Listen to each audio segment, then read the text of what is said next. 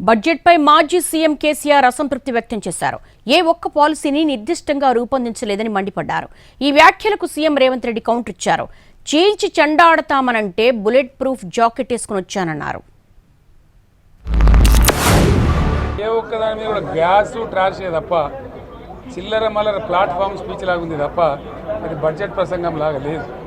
రాజకీయ సభలలో చెప్పినట్టుంది తప్ప ఏ ఒక్క పాలసీని కూడా నిర్దిష్టంగా ఈ పనిని మేము ఎట్లా సాధిస్తాం, మా గోల్స్ ఇవి, మా టార్గెట్స్ ఇవి అనే పద్ధతి కానీ పద్దు కానీ లేదు. ఇది పేదల బడ్జెట్ కాదు, రైతుల బడ్జెట్ కాదు, యువల బడ్జెట్. విశ్లేషణలో మీకు తెలుస్తుంది. భవిష్యత్తులో బ్రహ్మాండంగా మేము దీన్నంతా కూడా చీల్చి చెండాడబోతాం. వారి అనుభవంతో మాకేమైనా సూచనలు ఇస్తారని ఎదురు చూసిన చీల్చి చెండాడుతా అంటే ఎందుకైనా మంచిదని బుల్లెట్ ప్రూఫ్ జాకెట్ కూడా తోడుకొని వచ్చినాం అధ్యక్ష.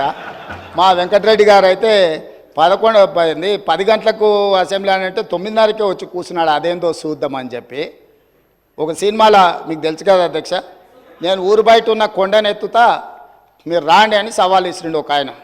ఊరంతా వచ్చిందారే ఎట్లెత్తుతాడో చూద్దామని. ఇంకా పేల్వాన్ కూడా కొండ దగ్గరకు వచ్చిండు. వచ్చి మొత్తం జబ్బలు జరుచుకొని తొడలు కొట్టుకొని చెప్పిండట, మీరు అందరు కలిసి ఎత్తి నా మీద పెట్టుండి మోసి చూపిస్తా అని. గట్లనే ఉంది అధ్యక్ష వాళ్ళ చీల్చి చెండాడు కూడా. తెలంగాణలో దశ దిశ లేని పాలన కొనసాగుతోందని కాంగ్రెస్ సర్కారుపై ఆరోపణలు చేశారు మాజీ మంత్రి హరీష్ రావు. కుట్రతోనే గత 10 ఏళ్ల బీఆర్ఎస్ పాలనపై బడ్జెట్ స్పీచ్లో విమర్శలు చేశారన్నారు. అయితే హరీష్ వ్యాఖ్యలను తప్పుపట్టారు ఆర్థిక మంత్రి భట్టి విక్రమార్క. బడ్జెట్పై అన్ని వర్గాలు ప్రశంసిస్తుంటే హరీష్కు మాత్రం కంటగింపుగా ఉందన్నారు. మన రాష్ట్రంలో దశ దిశ లేని పాలన నడుస్తుంది. ఈ రోజు వరకు ఒక్క పాలసీని సమగ్రంగా రూపొందించలేదు, ప్రజలకు వెల్లడించలేదు.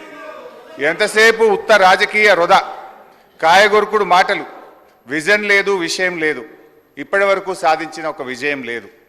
ఆర్థిక మంత్రి గారు స్వీపింగ్ కామెంట్స్ చేయడంలో సిద్ధహస్తులని ఈ బడ్జెట్ నిరూపించింది. ఒకవైపు బీఆర్ఎస్ ప్రభుత్వం గత 10 ఏళ్లలో అన్ని రంగాల్లో పూర్తిగా వైఫల్యం చెందిందని రాశారు. మరొక వైపు ఇదే బడ్జెట్లో రాష్ట్ర తలసరి ఆదాయం 3,47,229 రూపాయలని పేర్కొన్నారు. ఇంత సెల్ఫ్ కాంట్రడిక్షనా అధ్యక్ష? ఇంత కన్ఫ్యూజనా అధ్యక్ష? ఇంత కుట్రనా అని నేను అడుగుతా ఉన్నా. వాళ్ళు ఆర్థిక విధ్వంసం చేసి రాష్ట్రాన్ని అప్పులపాలు చేసి అసలు ఈ రాష్ట్రంలో పనిచేస్తున్నటువంటి ఉద్యోగస్తులకి జీతాలు కూడా ఇవ్వలేనటువంటి కటకటలాడే పరిస్థితులు ఈ రాష్ట్రాన్ని నెట్టేస్తే ఇప్పుడే కొద్దిగా ఘాట్లో పెట్టి నెల మొదటి తారీఖున వాళ్ళ జీతాలు ఇస్తూ ఇటు వ్యవసాయాన్ని, సంక్షేమాన్ని, పరిశ్రమల్ని, హైదరాబాద్ నగరాన్ని, మహిళల్ని, యువతని అందరినీ దృష్టిలో పెట్టుకొని ఒక ఆలోచనాభరితమైనటువంటి బడ్జెట్ను ప్రవేశపెడితే రాష్ట్ర వ్యాప్తంగా ప్రజలందరూ హర్షిస్తూ ఉన్నారు. కానీ హరీష్ రావు గారు ఒక్కడికి మాత్రం చాలా కంటగింపుగా ఉంది అధ్యక్ష.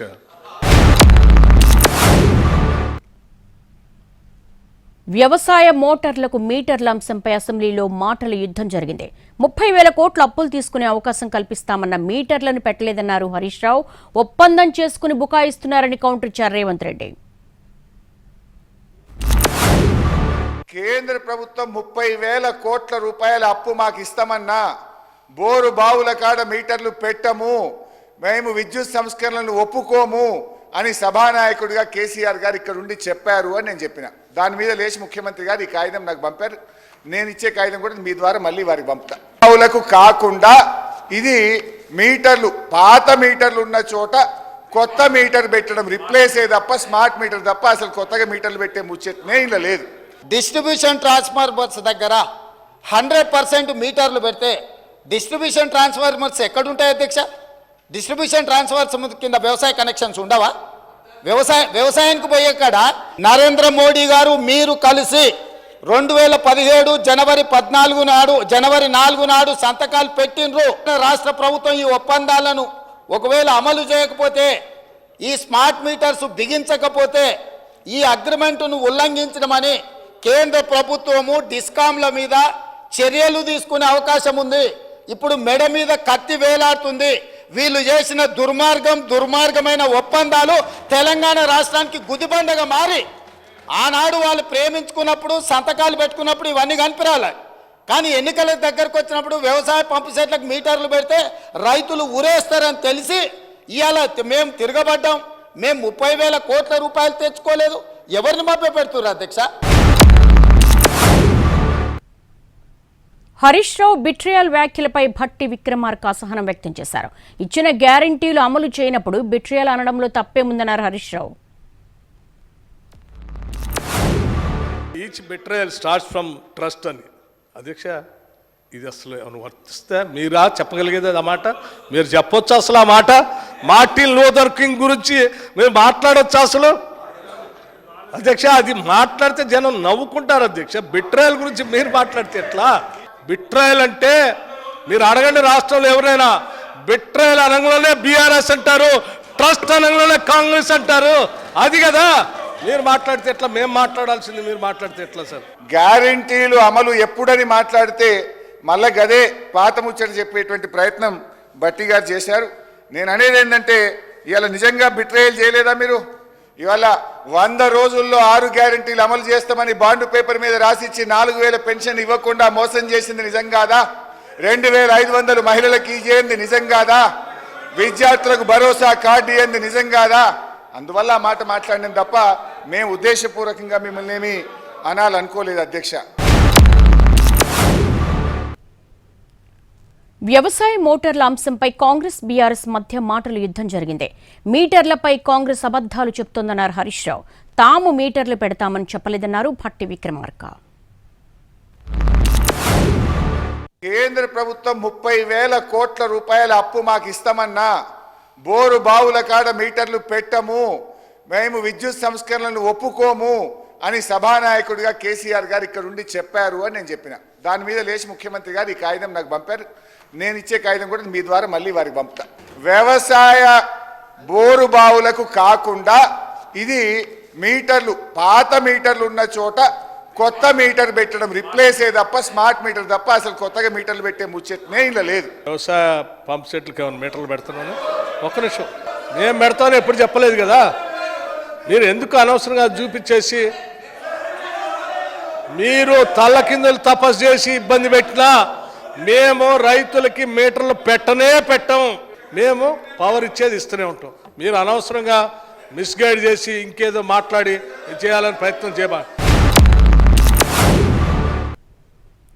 ముఖ్యమంత్రి రేవంత్ రెడ్డి ఎంఐఎం ఎమ్మెల్యే అక్బరుద్దీన్ ఓవైసీ మధ్య ఆసక్తికర సంభాషణ జరిగింది. అక్బరుద్దీన్ ఓవైసీ కొడంగల్ నుంచి కాంగ్రెస్ తరపున పోటీ చేస్తే గెలిపించే బాధ్యత తీసుకుంటానన్నారు సీఎం రేవంత్ రెడ్డి. నామినేషన్ వేస్తే చాలని మిగిలినవన్నీ తాను చూసుకుంటానన్నారు. ఈ వ్యాఖ్యలకు తన స్టైల్లో కౌంటర్ ఇచ్చారు అక్బరుద్దీన్ ఓవైసీ. బతుకున్నంతకాలం ఎంఐఎంతోనే ఉంటానన్నారు.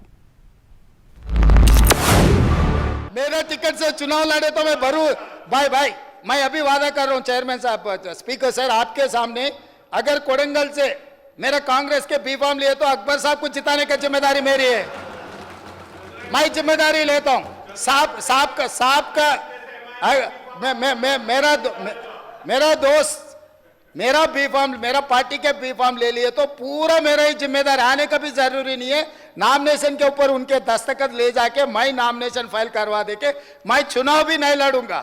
उनका चीफ इलेक्शन एजेंट बनकर मैं कोडंगल में उनको जिता के लेकर आके वहां बिठाऊंगा. वहां पर नहीं, इधर बिठाऊंगा. इधर हमारे भाई को हम डिप्टी सीएम बना लेके यहां पर बिठा के अच्छा जो बजट सैंक्शन है उन्हीं से बजट सैंक्शन करवा देंगे. हमको कोई एतराज नहीं. For a change, we had a lot of lighter moments, and all the house was into laughter, sir. But I would like to come on record and say that I am happy in my party.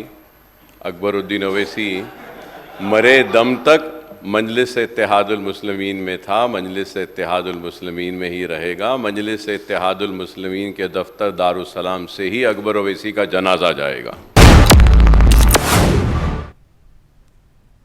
రెండు ప్రభుత్వ రంగ సంస్థల మధ్య ఒప్పందాలు జరిగితే ఏదో మతలబుందని ఆరోపించడం సరైంది కాదు అన్నారు మాజీ మంత్రి జగదీష్ రెడ్డి. ఈ వ్యాఖ్యలకు సీఎం రేవంత్ రెడ్డి కౌంటర్ ఇచ్చారు. ఎక్కడ గండి కొట్టారో ఎక్కడ మెక్కారో అంతా తెలుసన్నారు. ఆ రోజు బిహెచ్ఎల్ అధ్యక్ష, ఇప్పుడు కూడా మేము చెప్తున్నాం, బిహెచ్ఎల్ ప్రభుత్వ రంగ సంస్థ, కేంద్ర ప్రభుత్వ రంగ సంస్థ.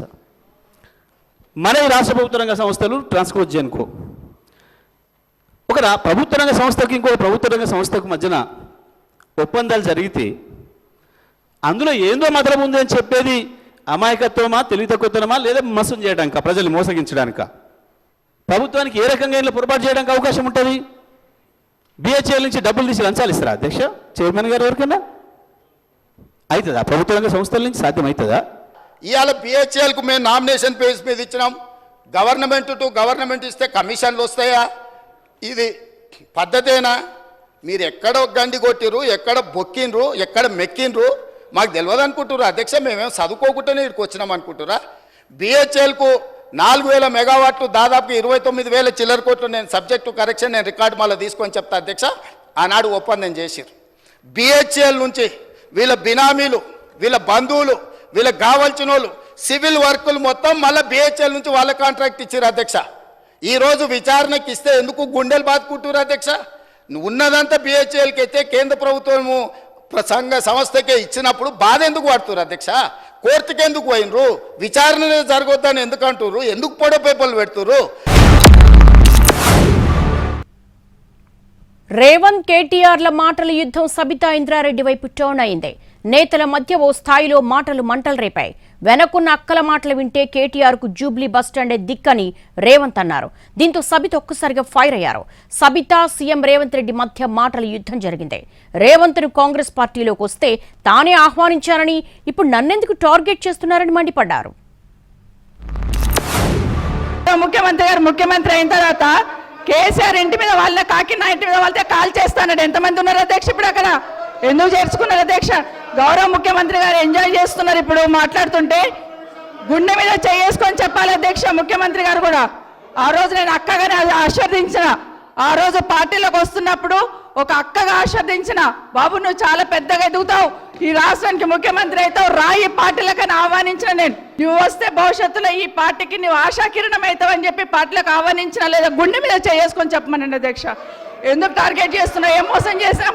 ప్రజా జీవితంలో ఉన్నప్పుడు వ్యక్తిగత సంభాషణ ఉంటుంది, ప్రజా జీవితంలో చర్చ ఉంటుంది. సబితక్క ఈరోజు నేను నిన్ను కాంగ్రెస్ పార్టీలోకి రమ్మన్నా, పెద్ద లీడర్ అవుతావు అని చెప్పినా, పార్టీకి నీకు భవిష్యత్తు ఉంటుందని చెప్పినా అని చెప్పింది. అది వాస్తవం. మల్కాజ్గిరి పార్లమెంట్లో ఎన్నికల్లో పోటీ చేయమని నన్ను ప్రోత్సహించి పార్టీ నన్ను ఎన్నికల్లో అభ్యర్థిగా నిర్ణయించిన తర్వాత కేసీఆర్ మాటలకు అధికారం కోసం కాంగ్రెస్ను వదిలి టీఆర్ఎస్ పార్టీలో చేరి మంత్రి పదవి పొంది తమ్ముని మోసం చేసింది కాబట్టి ఈ రోజు నమ్మొద్దు అని కేటీఆర్కి చెప్పిన అధ్యక్ష. రేవంత్ను కాంగ్రెస్ పార్టీలోకి వస్తే తానే ఆహ్వానించారని, ఇప్పుడు నన్నెందుకు టార్గెట్ చేస్తున్నారని మండిపడ్డారని సబిత విమర్శించారు. సబితకు కౌంటర్ ఇచ్చారు డిప్యూటీ సీఎం భట్టి విక్రమార్క. 10 ఏళ్ల పాటు కాంగ్రెస్లో పదవులు అనుభవించి బీఆర్ఎస్లోకి వెళ్లారని మండిపడ్డారు. ఇంకా ఏ ముఖం పెట్టుకుని సీఎంపై మాట్లాడుతున్నారని నిలదీశారు. ముఖ్యమంత్రి అయిన తర్వాత కేసీఆర్ ఇంటి మీద వాళ్ళ కాకి నా ఇంటి మీద వాళ్ళతో కాల్ చేస్తానడు. ఎంతమంది ఉన్నారు అధ్యక్ష? ఇప్పుడు అక్కడ ఎందుకు చేర్చుకున్నారు అధ్యక్ష? గౌరవ ముఖ్యమంత్రి గారు ఎంజాయ్ చేస్తున్నారు. ఇప్పుడు మాట్లాడుతుంటే గుండె మీద చేసుకొని చెప్పాలి అధ్యక్ష. ముఖ్యమంత్రి గారు కూడా ఆ రోజు నేను అక్కగానే ఆశీర్వదించిన, ఆ రోజు పార్టీలోకి వస్తున్నప్పుడు ఒక అక్కగా ఆశీర్వదించిన, బాబు నువ్వు చాలా పెద్దగా ఎదుగుతావు, ఈ రాష్ట్రానికి ముఖ్యమంత్రి అవుతావు, రాయి పార్టీలకని ఆహ్వానించిన నేను. నువ్వు వస్తే భవిష్యత్తులో ఈ పార్టీకి నువ్వు ఆశాకిరణం అవుతావు అని చెప్పి పార్టీలకు ఆహ్వానించిన, లేదా గుండె మీద చేసుకొని చెప్పమనండి అధ్యక్ష. ఎందుకు టార్గెట్ చేస్తున్నావు? ఏం మోసం చేశాం? కాలం మంత్రిగా పనిచేసి కాంగ్రెస్ పార్టీలో అన్ని పదవులు అనుభవించినటువంటి సబితా ఇంద్రారెడ్డి గారు నా వెనకుండి నన్ను ఎల్ఓపిగా నిలబెట్టాల్సింది పోయి కేవలం అధికారం కోసం నేను వారి ఇంటికి వెళ్ళి కూడా అడిగాను అధ్యక్ష. నాతో పాటు అనేక మంది నాయకులను తీసుకొని పోయి అమ్మ ఎల్లబాకండి, మీరు పోతే ఎల్ఓపి స్టేటస్ పోతుంది, కాంగ్రెస్ పార్టీ పరువు పోతుంది, 10 సంవత్సరాలు మీరు మంత్రిగా అనుభవించారు, మీరు ఇప్పుడు కూడా ఎమ్మెల్యేగా ఉన్నారు, కాంగ్రెస్ పార్టీ మీకు ఏం తక్కువ చేయలేదు, మీకు ఇంకా కావాలంటే ఇంకా చాలా చేస్తుంది, చివరికి మీ అబ్బాయికి పార్లమెంట్ సీటు కూడా కాంగ్రెస్ పార్టీ ఇచ్చింది, చేయబాకండి అని పదే బతిలాడితే వారు చేసింది ఏంది అధ్యక్ష? ఒక్కసారైనా ఆలోచన చేశారా? 32,000 ఉద్యోగాలు ఇచ్చినట్లు సీఎం రేవంత్ సభను తప్పుదోవ పట్టించారని ఆరోపించారు కేటీఆర్. అశోక్ నగర్లో నిరుద్యోగులు ఒక్క ఉద్యోగం ఇచ్చిందని చెప్తే రాజీనామాకు సిద్ధమని సవాల్ విసిరారు. 10 ఏళ్ల నిరుద్యోగులను మోసం చేసింది బీఆర్ఎస్ అని కౌంటర్ ఇచ్చారు మంత్రి సీతక్క. ఇచ్చిన హామీల అమలుకు చిత్తశుద్ధితో ఉన్నామన్నారు. ఒక్క ఉద్యోగమన్నా ఈ ప్రభుత్వం ఇచ్చిందని చెప్తే నేను అక్కడనే రాజీనామా చేసి వెళ్ళిపోతాను అధ్యక్ష. ఒక్క ఉద్యోగం రేవంత్ రెడ్డి గారి ప్రభుత్వం కాంగ్రెస్ ప్రభుత్వం వచ్చినాక కొత్తగా ఇచ్చినాము అని ఏ ఒక్క యువతి గాని యువకుడు చెప్పినా నేను అక్కడే రాజీనామా చేసి రాజకీయ సన్యాసం తీసుకుంటా అధ్యక్ష. ఒక్కరు చెప్పినా నేను చెప్తా ఉన్నా అధ్యక్ష, అక్కడే సిటీ సెంట్రల్ లైబ్రరీలో ముఖ్యమంత్రి గారికి ఉప ముఖ్యమంత్రి గారికి మా పార్టీ తరపున తెలంగాణ యువత తరపున 1,00,000 మందితో పౌర సన్మానం కూడా పెడతామని చెప్పి నేను చెప్తా ఉన్నా అధ్యక్ష. 10 ఏళ్లల్లా మరి గత తెలంగాణ ఉద్యమంలో ఇంటికో ఉద్యోగం ఇస్తామని చెప్పి మోసం చేసి మీరు ఉస్మానియా యూనివర్సిటీకి 10 ఏళ్లలో పోలేని పరిస్థితి తెచ్చుకున్నది మీరు. ఆయన చెప్పే ఉద్యోగాల కథ ఎట్లున్నదంటే కోట శ్రీనివాస్ గారి యొక్క కోడి కథ. నోటిఫికేషన్లు ఇస్తే ఇచ్చుడు, ఈసారి మళ్ళీ ఓట్లు వేస్తే మళ్ళీ తర్వాత ఉద్యోగాలు ఇస్తాం, అట్లా ఆశ పెట్టుకుంటా మీరు మోసం చేసుకుంటూ వచ్చిర్రు. మరి ఆ 34,000 ఉద్యోగాలు 10 ఏళ్ళ అధికారంలో ఉండి మరి మీరు ఎందుకు ఇవ్వలేకపోయారని చెప్తున్నా. తెలంగాణ అసెంబ్లీలో బీఆర్ఎస్ నేతలపై ఎమ్మెల్యే దానం నాగేంద్ర ఘాటు వ్యాఖ్యలు చేశారు. తన ప్రసంగానికి అడ్డుపడుతున్న బీఆర్ఎస్ నేతలపై తీవ్ర పదజాలంతో విరుచుకుపడ్డారు. బీఆర్ఎస్ ఎమ్మెల్యేలను బయట తిరగనీయనంటూ మండిపడ్డారు. దానం వ్యాఖ్యలను ఎంఐఎం ఎమ్మెల్యే అక్బరుద్దీన్ ఓవైసీ తప్పుపట్టారు. సభకు వెంటనే క్షమాపణలు చెప్పాలని డిమాండ్ చేశారు. హైదరాబాద్లో జరిగినటువంటి విపత్తులు కానీ, ఇది హైదరాబాద్కు సంబంధించినటువంటి గతంలో కేటీఆర్ గారు ఎస్ఎన్డిపి ఊసుకోపోయి బయట కూడా తిరగని కొడుక మేములని ఏమనుకుంటున్నారా మీరు? తోలు తీస్తా కొడుక ఒక్కొక్కంది తోలు తీస్తా ఒక్కొక్కంది చెప్తున్నా, తోలు తీస్తా ఏమరే బయట కూడా తిరగని అని చెప్తున్నా నేను. Very unparliamentary words were used by honorable member. I cannot repeat that, sir. I want to know, sir, honorable speaker, sir, questioning who has provoked, who was wrong, why it happened. Sir, this shouldn't happen. He's a senior legislator. He owes an apology. I request him through you to kindly apologize. It is a very wrong message which will go.